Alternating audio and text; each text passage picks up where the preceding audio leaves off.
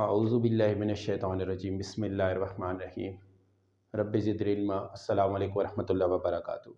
सबसे पहले मैं अल्लाह ताला का शुक्र अदा करता हूँ और अल्लाह ताला से दुआ करता हूँ कि आप सब खैर खैरियत से होंगे। आज की जो लेक्चर वीडियो है वो रिलेटेड है इंफ्रारेड स्पेक्ट्रोस्कोपी से रिलेटेड। इंफ्रारेड स्पेक्ट्रोस्कोपी क्या है और इससे हमें क्या इंफॉर्मेशन मिलती है फॉर द मॉलिक्यूल से रिलेटेड, और ख़ासकर बेसिक्स हम यहाँ पे इस लेक्चर में डिस्कस करेंगे। और जो है वो किन पॉइंट्स को जो हमें क्या करना है कि समझना ज़रूरी है कि ताकि हम इंफ्रारेड स्पेक्ट्रोस्कोपी से जो है वो उसको मॉलिक्यूल के स्ट्रक्चर को स्टडी करने में हमें हेल्पफुल साबित हो। तो आज का जो टॉपिक है वो है infrared spectroscopy.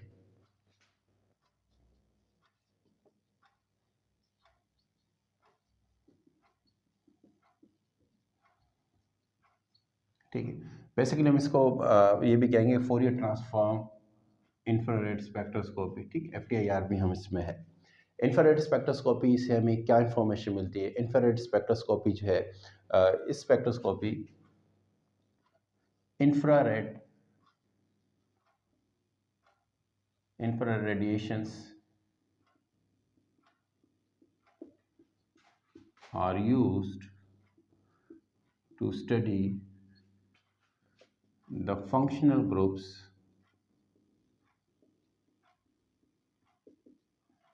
present in organic and inorganic molecule। ठीक है, तो इंफ्रारेड स्पेक्ट्रोस्कोपी जो है वो ऑर्गेनिक इनऑर्गेनिक दोनों मॉलिक्यूल्स के लिए हम कहते हैं कि इसको क्या किया जाता है, यूज़ किया जाता है। और इसमें इंफ्रारेड स्पेक्ट्रोस्कोपी जो है वो क्या होती है, इंफ्रारेड रेडिएशंस क्या होती है उसमें यूज़ होती हैं। ठीक है, और इसमें वाइब्रेशनल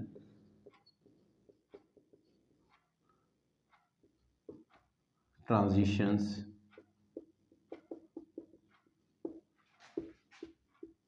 आर स्टडीड। ठीक है, इसमें हम क्या कहते हैं, जो ऑर्गेनिक इनऑर्गेनिक मॉलिक्यूल्स के अंदर जो वाइब्रेशनल ट्रांजिशंस होती हैं हम उनको क्या कहते हैं, स्टडी कहते हैं। और इसमें आप ये कहते हैं कि the change of dipole moment is important in IR spectroscopy. ठीक है, अगर हम इन पॉइंट्स को पॉइंट वाइज नोट करें तो हम ये कहते हैं कि डायपोल मोमेंट जो है उसका चेंज होना जो मॉलिक्यूल में क्या होता है वो इम्पोर्टेंस रखता है। The range of the wavelength range of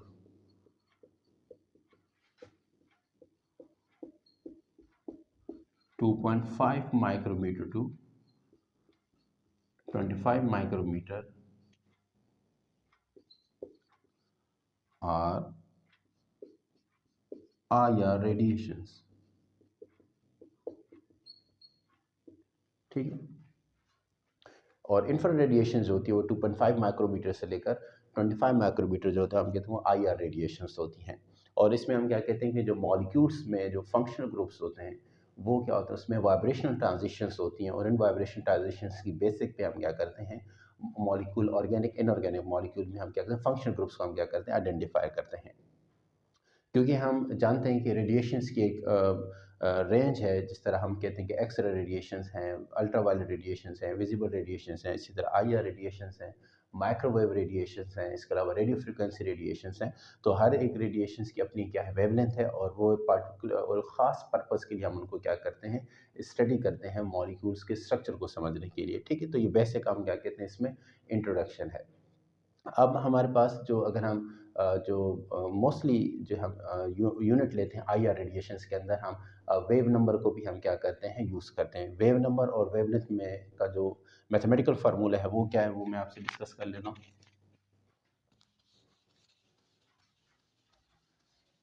wave number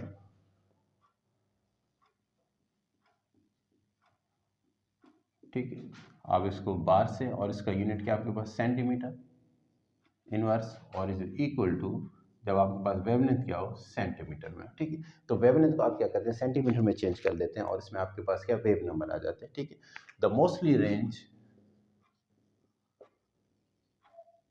the wave number from 4000 centimeter inverse to 400 centimeter inverse are used to scan IR, ठीक, स्पेक्ट्रम। 4000 से 400 सेंटीमीटर हम कहते हैं कि ये मोस्टली वेव नंबर रेंज को क्या किया जाता है, यूज़ किया जाता है फंक्शनल ग्रुप और को की आइडेंटिफिकेशंस के लिए, ठीक है। अब ये तो अब आगे बेसिक्स इंट्रोडक्शन है।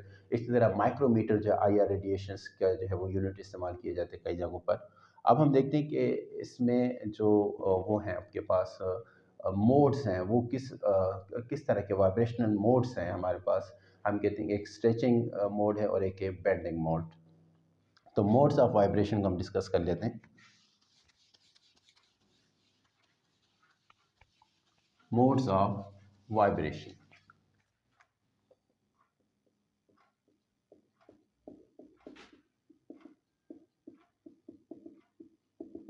ठीक। मोड्स ऑफ वाइब्रेशन में हमारे पास यहाँ के दो तरह के मोड्स हैं। मिसाल के तौर हमारे पास मिथाइलिन ग्रुप है, आपके पास एक मोड क्या है, वो स्ट्रेचिंग मोड है,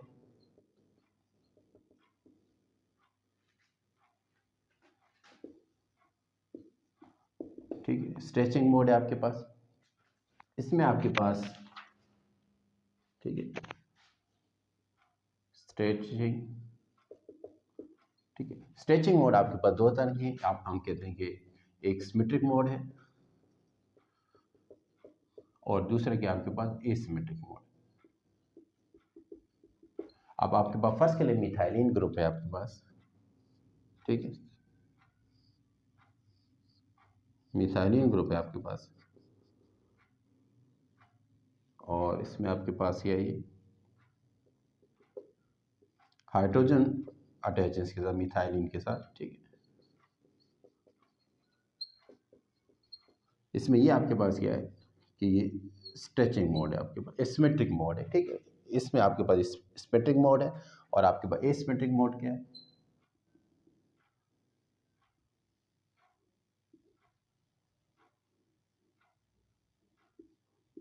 हाइड्रोजन यहाँ पे आपके पास, ठीक है। और ये आपके पास क्या है, एसिमेट्रिक मोड है। और इनकी जो फ्रिक्वेंसी है, एसिमेट्रिक मोड की फ्रिक्वेंसी जो है वो ज़्यादा होती है और सिमेट्रिक मोड की फ्रिक्वेंसी क्या होती है, कम होती है इसमें, ठीक है। और इसमें आपके पास सिमेट्रिक स्ट्रेच है वो अबाउट 2853 सेंटीमीटर पे अकर होता है इसमें, ठीक है। और आपके पास एसिमेट्रिक है वो 2926 सेंटीमीटर इनवर्स पे अप्रॉक्सीमेटली, ठीक है। तो एसिमेट्रिक मोड में जो डायपोल मोमेंट चेंज वो ज़्यादा as compare to symmetric mode के, ठीक है। तो इसमें आपके पास जो इंफ्रारेड स्पेक्ट्रोस्कोपी के अंदर डायपोल मोमेंट चेंज है वो इंपॉर्टेंस रखता है। तो ये स्ट्रेचिंग मोड। अब हम देख लेते हैं कि आपके पास जो है वो बेंडिंग वाइब्रेशन के कितने मोड्स हैं, ठीक। नेक्स्ट आपके पास बेंडिंग वाइब्रेशन मोड्स।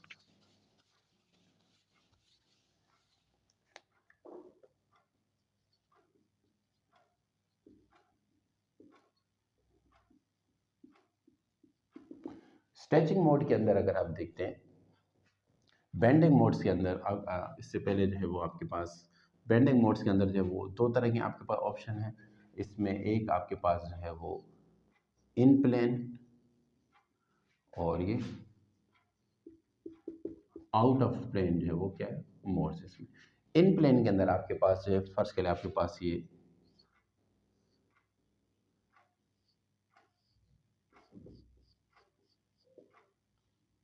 ठीक, ये परपेंडिकुलर्स हैं, हाइड्रोजन है आपके पास, ये भी आपके पास हाइड्रोजन है, ठीक है। तो ये आपके पास अगर आप इसको यू मोड आप इसके पास जा रहे हैं, ठीक है, तो ये आपके पास क्या है, ट्विस्टिंग है। अब आप आपको क्या क्या है इसमें, आप रॉकिंग है आपके पास, ये रॉकिंग मोड है। और इसकी जो वाइब्रेशनल फ्रिक्वेंसी है वो 720 सेंटीमीटर इनवर्स है, ठीक है। ये इन प्लेन है आपके पास रॉकिंग। नेक्स्ट है आपके पास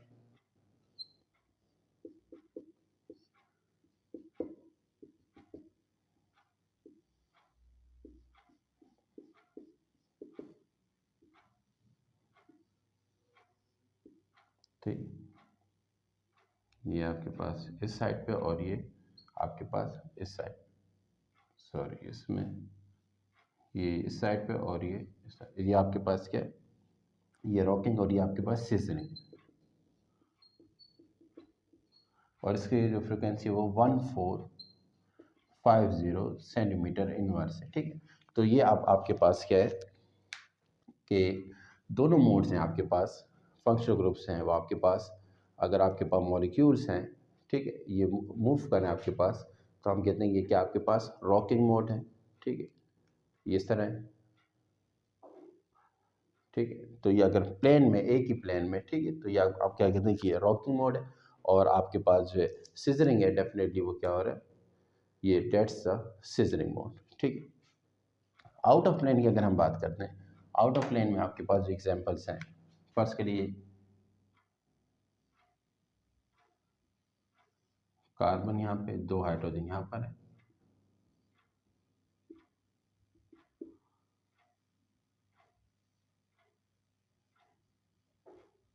ठीक, इसमें फर्स्ट वन जो है आपके पास ये मूव कर रहे हैं, आउट ऑफ प्लेन आ रहे हैं, इसको हम क्या कहते हैं कि ये आपके पास क्या है वेगिंग, और इसकी जो फ्रिक्वेंसी है आपके पास वो क्या है 1250 सेंटीमीटर नॉइज। ठीक है, अप्रॉक्सीमेटली है। इसमें दोनों आप ये कह सकते हैं कि आपके पास जो मॉलिक्यूल वो है आउट ऑफ प्लेन जो है वो क्या कर रहे हैं मूव कर रहे हैं। ठीक है, ये आपके पास क्या है वेगिंग। ठीक, नेक्स्ट केस के अंदर जो आपके पास ट्विस्टिंग है, ट्विस्टिंग में आपके पास क्या होगा, ठीक है, ये मॉलिक्यूल इस तरह, दो वेगिंग में आपके पास जो है वो क्या हो रहे हैं एक ही प्लेन में वो क्या कर रहे हैं मूव कर रहे हैं इस तरह, और आपके पास ट्विस्टिंग में, ठीक है, ये आपके पास मोड होगा आपके पास, ये आपके पास वेगिंग था। नेक्स्ट है आपके पास ट्विस्टिंग, ये अगर इस साइड में जा रहा होगा तो दूसरा नेक्स्ट ये साइड पे, और ये आपके पास इस साइड।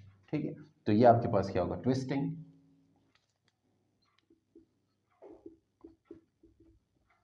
ट्विस्टिंग का जो आपके पास वेव नंबर है वो भी अप्रॉक्सीमेटली इनकी क्या है 1250 है।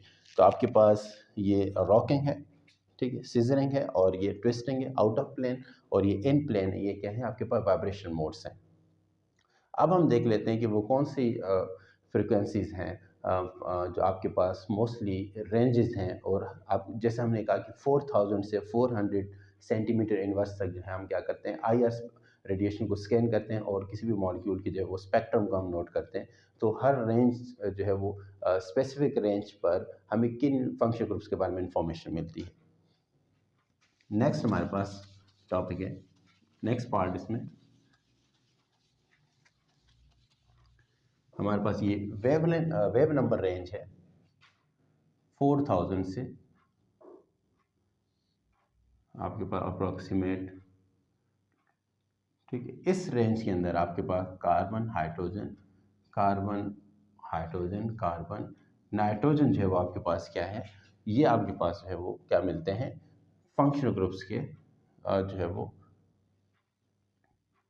हाइड्रोजन एंड, ये आपके पास फंक्शनल ग्रुप्स रेंज है, ये मैं आपके साथ शेयर कर लेता हूँ। ठीक है, OH और carbon hydrogen, HO carbon hydrogen, carbon nitrogen, जब आपके पास जो एब्जॉर्प्शन होती है IR एब्जॉर्प्शन होती है 2500 टू 4000, इसमें आपके पास हाइड्रोजन ऑक्सीजन, कार्बन हाइड्रोजन और कार्बन नाइट्रोजन। ठीक है, इसके बाद नेक्स्ट जो आपके पास 2000 जो है, इसमें आपके पास carbon triple bond, carbon carbon triple bond nitrogen है, कार्बन आपके पास जो है X और Y, इसमें जो X और Y जो है वो क्या आपके पास carbon, oxygen, nitrogen and sulphur. यहाँ पे आपके पास जो है वो इस रेंज के अंदर इन जो है वो बॉन्ड्स के दरमियान, इन एटम्स के दरमियान ये बॉन्ड जब एग्जिस्ट करते हैं तो ये आपको वाइब्रेशनल फ्रिक्वेंसीज आपको मिलती है। इसके बाद इससे अगर आप लो पे जाते हैं आपके पास अबाउट 1800 सेंटीमीटर इनवर्स, तो बहुत ही कम फ्यू बैंड्स आपको क्या मिलते हैं यहाँ पे। फिर फर्दर आप जाते हैं 650 सेंटीमीटर, तो इसमें आपके पास कार्बोनाइल कार्बन जो है वो वाइब्रेशन फ्रिक्वेंसी आपको मिलती है। अब फर्दर इससे कम जाते हैं आप, आपके पास 550 सेंटीमीटर इनवर्स है। तो इसमें आपके पास carbon, carbon double bond, carbon जो है वो ऑक्सीजन, डबल नाइट्रोजन जो है वो आपके पास क्या है, कार्बन कार्बन कार्बन, ये फ्रिक्वेंसीज आपको मिलती है। इससे मज़ीद आप कम जाते हैं अबाउट 550 650। तो इसमें carbon chlorine single bond, carbon oxygen single bond, carbon nitrogen single bond, आपके पास कार्बन जो है वो नाइट्रोजन, ठीक है, डबल। और यहाँ इस केस में भी आपके पास क्या है, अबाउट नाइट्रोजन। और यहाँ आपके पास क्या है, 650 सेंटीमीटर। तो ये आपने जो वेवलेंथ जो रेंज है, वेव नंबर रेंज है, आपके पास वेव नंबर रेंज है इन स्पेसिफिक फंक्शन ग्रुप्स के लिए। आपको क्या करना होता है, इससे आपको क्लू मिलता है कि अगर आप जब IR स्पेक्ट्रम देखते हैं तो आप इन ग्रुप्स को आइडेंटिफाई करने में आपको क्या होती है, आसानी होती है। तो इस रेंज को आपने क्या करना है, याद रखना है, ताकि आपके पास IR स्पेक्ट्रम हो तो आप इजीली इसको क्या कर सकें, आइडेंटिफाई कर सकें। अब हम देखते हैं कि आपके पास जो वेव नंबर है वो किन फैक्टर्स पे क्या करता है, डिपेंड करता है या उनसे वो चेंज होता है।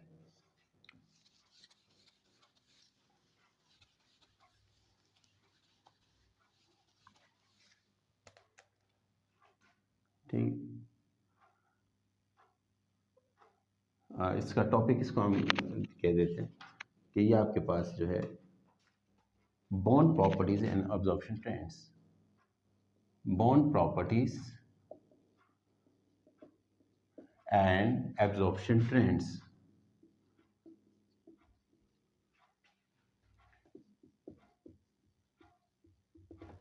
सबसे पहले हम देखते हैं कि हमारे पास जो वेव नंबर का फार्मूला है, यहाँ पे wave number equal to 1/2πc, और आपके पास ये आपके पास force constant and reduce mass.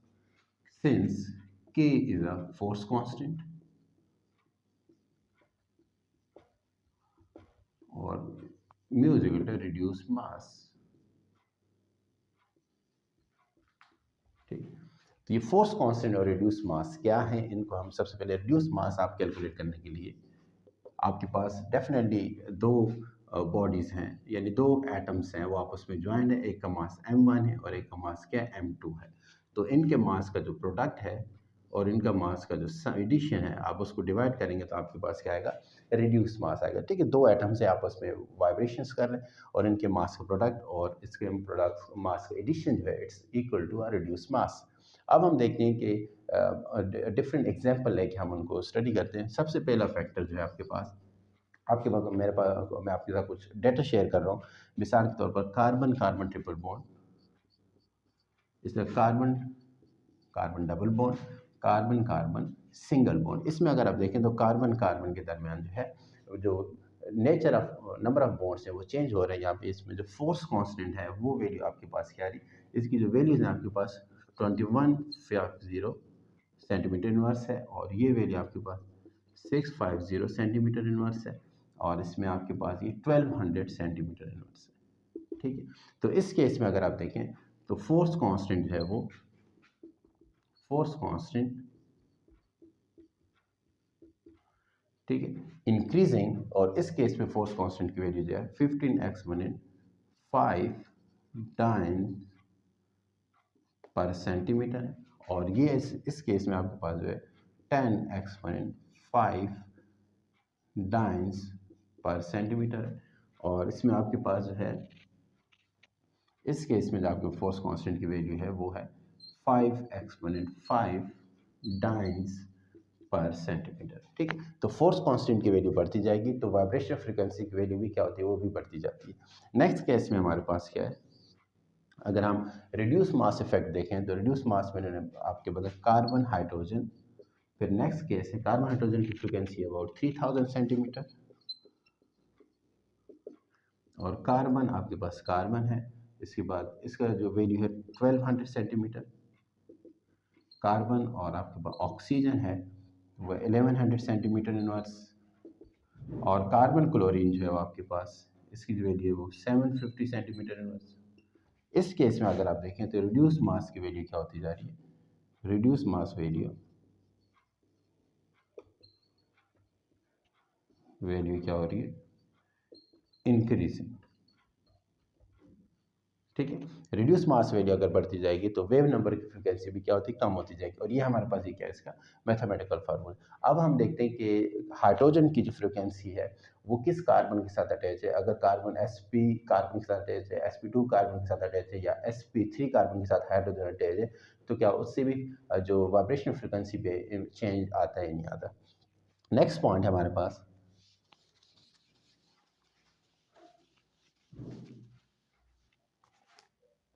Third point है आपके पास, carbon is attach with sp carbon, carbon is attached with sp2 carbon, carbon hydrogen is attached with sp3 carbon। इस केस के अंदर हमारे पास जो वैल्यूज हैं ये अप्रॉक्सीमेट 3000, और यहाँ कार्बन यहाँ पे ये आपके पास 3100, और यहाँ पे इस केस में आपके पास है वो 2900।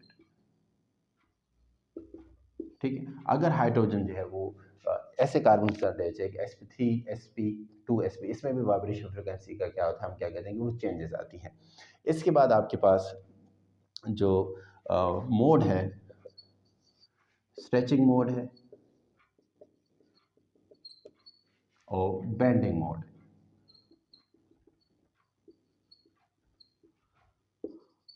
ठीक है, बॉन्ड लेंथ इज चेंज्ड, और यहाँ पे क्या होता है, bond angle is change, is bending में क्या होता है कि बॉन्ड एंगल इज चेंज। और जो स्ट्रेचिंग मोड है वो आपको क्या मिलता है, हाई फ्रिक्वेंसी में मिलता है आपको। ठीक है, ये अबाउट आपके पास जो, अगर हम सी एच की बात करते हैं, स्ट्रेचिंग देखें, सी एच स्ट्रेचिंग अगर हम देखें तो ये आपको पास जो है वो अप्रॉक्सीमेटली 3000 सेंटीमीटर इनवर्स पे ऑब्टेन होता है, और ये जबकि आपके पास 340 सेंटीमीटर इनवर्स इन कार्बन हाइड्रोजन। ठीक है, तो स्ट्रेचिंग वाइब्रेशन जो होती है वो आपको हाई फ्रिक्वेंसी पे ऑब्टेन होती है, और जो बेंडिंग वाइब्रेशन कार्बन हाइड्रोजन जो वो आपके पास क्या होती है, वो लोअर फ्रिक्वेंसी पे ऑब्टेन होती है। इसके अलावा जो मॉलिक्यूल के अंदर अगर रेजोनेंस हो रही है तो उस वजह से भी क्या होती है कि वाइब्रेशन फ्रिक्वेंसी जो है वो क्या होती है, वो चेंज होती है। अब हम देख लेते हैं कि आपके पास जो है वो डिस्पर्सिव इंफ्रारेड स्पेक्ट्रोस्कोपी की स्कीमेटिक डायग्राम हम जो है वो उसको ड्रॉ कर लेते हैं और उसको समझ लेते हैं।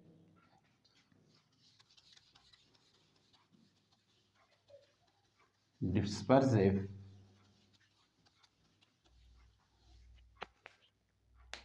dispersive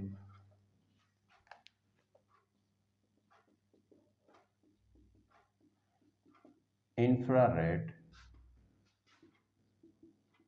spectrometer. ठीक है, अब आपके पास क्या है, यहाँ पे सोर्स है। ठीक है, इस सोर्स से आपको क्या मिल रही है, रेडिएशंस मिल रही हैं।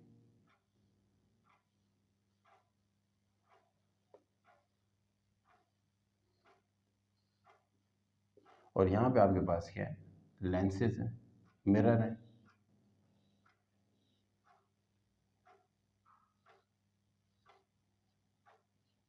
ठीक, ये भी मिरर है आपके पास, ये भी आपके पास क्या है, मिरर। और इससे जो आपके पास रेडिएशंस आगे पास हो रही हैं। ठीक है, ये आप इसको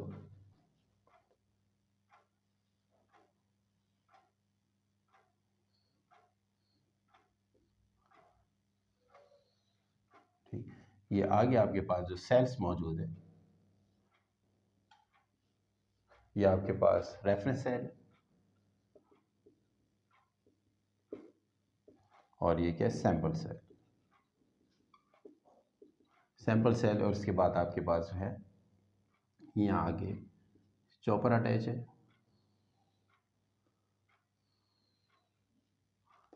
ठीक, यहाँ पे मोटर अटैच है इसके साथ।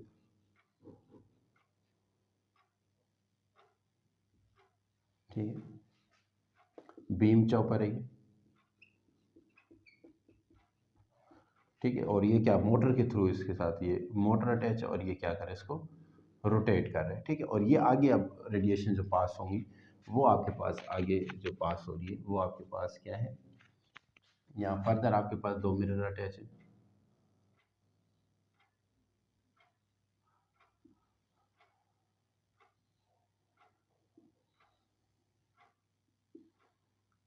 ठीक, यहाँ पे जाके और ये आपके पास क्या होगा आगे,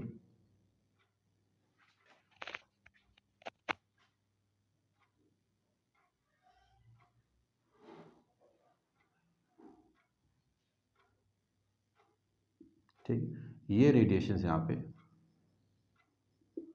आगे इंटरफेरेंस करके आगे जो है वो स्लिट में से पास होंगे।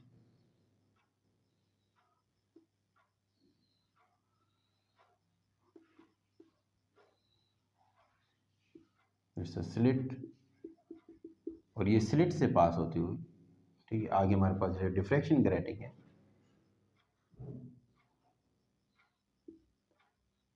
Diffraction grating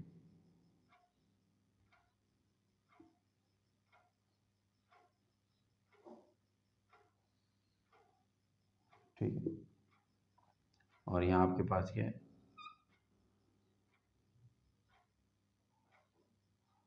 thermocouple detector.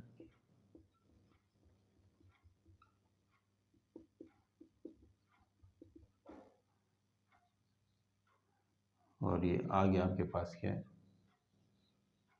Attach with amplifier. और ये आगे आपके पास अटैच विद रिकॉर्डर। ठीक, और ये आपके पास डिफ्रैक्शन ग्रेटिंग।